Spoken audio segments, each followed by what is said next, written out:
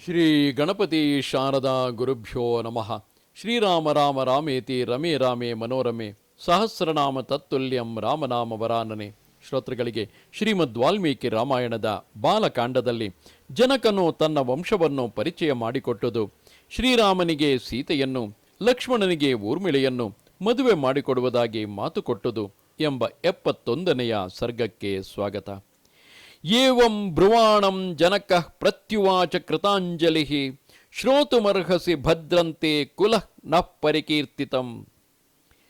ವಸಿಷ್ಠರು ಇಕ್ಷ್ವಾಕು ವಂಶಾವಳಿಯನ್ನು ಹೃದಯಂಗಮವಾಗಿ ಹೇಳಿದ ನಂತರ ಜನಕರಾಜನು ಕೈಮುಗಿದುಕೊಂಡು ಮಹರ್ಷಿಗಳಿಗೆ ಹೇಳಿದನು.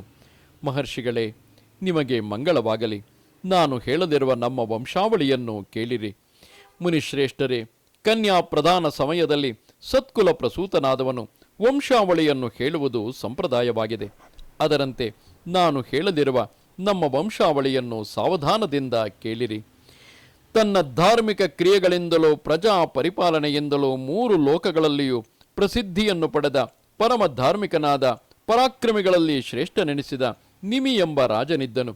ನಿಮಿ ರಾಜನ ಪುತ್ರನ ಹೆಸರು ಮಿಥಿ. ಅವನಿಂದಲೇ ಮಿಥಿಲಾ ಪಟ್ಟಣದ ನಿರ್ಮಾಣವಾಯಿತು. ಅವನನ್ನೇ ಮೊದಲನೆಯ ಜನಕನೆಂದು ಕರೆಯುತ್ತಿದ್ದರು. ಜನಕನಿಗೆ ಉದಾವಸುವೆಂಬ ಮಗನು ಹುಟ್ಟಿದನು. ಉದಾವಸುವಿಗೆ ಧರ್ಮಾತ್ಮನಾದ ನಂದಿವರ್ಧನನೆಂಬ ಮಗನು ಹುಟ್ಟಿದನು. ನಂದಿವರ್ಧನನ ಮಗ ಶೂರನಾದ ಸುಕೇತುವೆಂಬುವನು. ಸುಕೇತುವಿಗೆ ಧರ್ಮಾತ್ಮನಾಗಿಯೂ ಮಹಾಬಲನಾಗಿಯೂ ಇದ್ದ ದೇವರಾತನೆಂಬ ಮಗನು ಹುಟ್ಟಿದನು. ಬೃಹದ್ರಥನೆಂಬುವನು ದೇವರಾತನ ಮಗನು. ಬೃಹದ್ರಥನಿಗೆ ಶೂರನಾಗಿಯೂ ಪ್ರತಾಪಶಾಲಿಯಾಗಿಯೂ ಇದ್ದ ಮಹಾವೀರನೆಂಬ ಮಗನು ಹುಟ್ಟಿದನು. ಧೈರ್ಯವಂತನು ಸತ್ಯ ಪರಾಕ್ರಮಿಯೂ ಆದ ಸುಧೃತಿಯು ಮಹಾವೀರನ ಮಗ. ಧರ್ಮಾತ್ಮನಾದ ದೃಷ್ಟಕೇತುವು ಸುಧೃತಿಯ ಮಗ. ರಾಜಋಷಿಯಾದ ದೃಷ್ಟಕೇತುವಿಗೆ ಹರಿಯಶ್ವನೆಂಬ ಸುಪ್ರಸಿದ್ಧನಾದ ಮಗನು ಹುಟ್ಟಿದನು. ಮರು ಎಂಬುವನು ಹರಿಯಶ್ವನ ಪುತ್ರ. ಮರುವಿಗೆ ಪ್ರತೀಂಧಕನೆಂಬ ಮಗನು ಹುಟ್ಟಿದನು. ಮಹಾತ್ಮನಾದ ಕೀರ್ತಿರಥನು ಪ್ರತೀಂಧಕನ ಮಗ. ಕೀರ್ತಿರಥನಿಗೆ ದೇವಮೀಢನೆಂಬ ಮಗನು ಹುಟ್ಟಿದನು. ವಿಬುಧನೆಂಬುವನು ದೇವಮೀಢನ ಮಗ. ವಿಬುಧನಿಗೆ ಮಹೀಧ್ರಕನೆಂಬ ಮಗನು ಹುಟ್ಟಿದನು. ಮಹಾಬಲನಾದ ಕೀರ್ತಿರಾತನು ಮಹೀಧ್ರಕನ ಮಗ. ರಾಜಋಷಿಯಾದ ಕೀರ್ತಿರಾತನಿಗೆ ಮಹಾರೋಮನೆಂಬ ಮಗನು ಹುಟ್ಟಿದನು. ಹ್ರಸ್ವರೋಮನೆಂಬುವನು ಸ್ವರ್ಣರೋಮನೆಂಬುವನ ಮಗನು. ಮಹಾರೋಮನಿಗೆ ಧರ್ಮಾತ್ಮನಾದ ಸ್ವರ್ಣರೋಮನು ಪುತ್ರ. ಧರ್ಮಜ್ಞನಾದ ಮಹಾತ್ಮನಾದ ಹ್ರಸ್ವರೋಮನಿಗೆ ನಾವಿಬ್ಬರು ಮಕ್ಕಳು ಹುಟ್ಟಿದೆವು. ಇಬ್ಬರಲ್ಲಿ ನಾನೇ ಹಿರಿಯವನು. ವೀರನಾದ ಕುಶಧ್ವಜನು ನನ್ನ ಅನುಜನು. ನಮ್ಮ ತಂದೆಯಾದ ಹ್ರಸ್ವರೋಮನು ಜ್ಯೇಷ್ಠನಾದ ನನಗೆ ಪಟ್ಟ ಕಟ್ಟಿ ರಾಜ್ಯಪಾಲನೆಯ ಭಾರವನ್ನು ಮತ್ತು ಕುಶಧ್ವಜನ ಪಾಲನೆಯನ್ನು ನನಗೊಪ್ಪಿಸಿ ಕಾಡಿಗೆ ಹೊರಟು ಹೋದನು. ವೃದ್ಧನಾದ ನಮ್ಮ ತಂದೆಯು ಹಲವಾರು ವರ್ಷಗಳು ತಪಸ್ಸು ಮಾಡುತ್ತಲಿದ್ದು ಸ್ವರ್ಗಸ್ಥನಾದನು. ನಾನು ರಾಜ್ಯವನ್ನು ಧರ್ಮದಿಂದ ಪರಿಪಾಲನೆ ಮಾಡುತ್ತಾ ತಮ್ಮನಾದ ಕುಶಧ್ವಜನನ್ನು ಪ್ರೀತಿಯಿಂದ ನೋಡಿಕೊಳ್ಳುತ್ತಿದ್ದೆನು.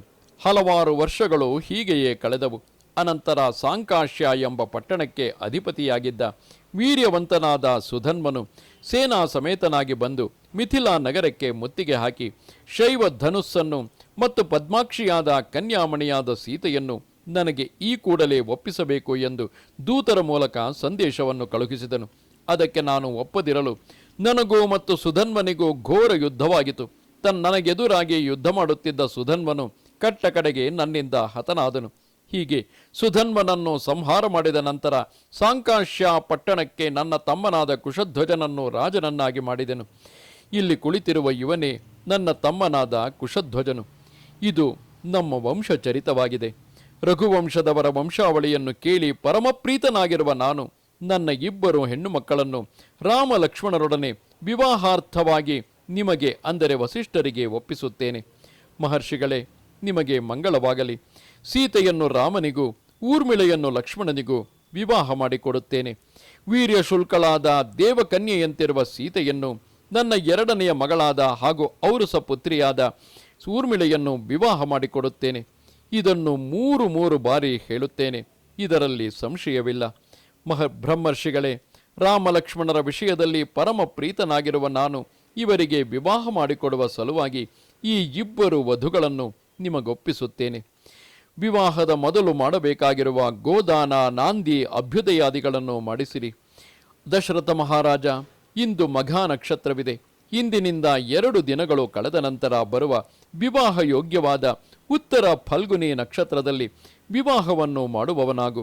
ರಾಮ ಲಕ್ಷ್ಮಣರ ಸಲುವಾಗಿ ಇವರ ಸುಖೋದಯಕ್ಕೆ ಕಾರಣವಾದ ಗೋದಾನ ಭೂದಾನಾದಿ ದಾನಗಳನ್ನು ಮಾಡಿಸಬೇಕಾಗಿದೆ. ಇದು ಶ್ರೀಮದ್ ವಾಲ್ಮೀಕಿ ರಾಮಾಯಣದ ಬಾಲಕಾಂಡದಲ್ಲಿ 71ನೆಯ ಸರ್ಗವು. ನಮಸ್ತೆ ಶಾರದೆ ದೇವಿ ಕಾಶ್ಮೀರ ಪುರವಾಸಿನಿ ತ್ವಾಮಹಂ ಪ್ರಾರ್ಥಯೇ ನಿತ್ಯಂ ವಿದ್ಯಾದಾನಂಚ ದೇಹಿಮೆ. ನಮಸ್ಕಾರ.